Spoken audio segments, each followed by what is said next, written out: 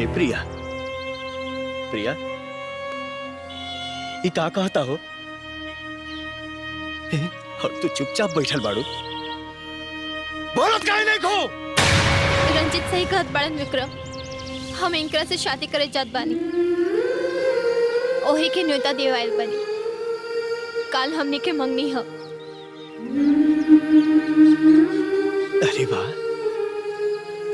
अरे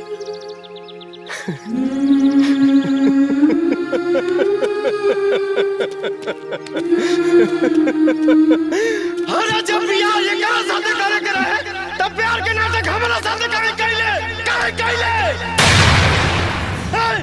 सेनूर लेके दौड़ले हमारे नाम के पीछे, और मेहंदी तेरे चाहिए करे नाम का।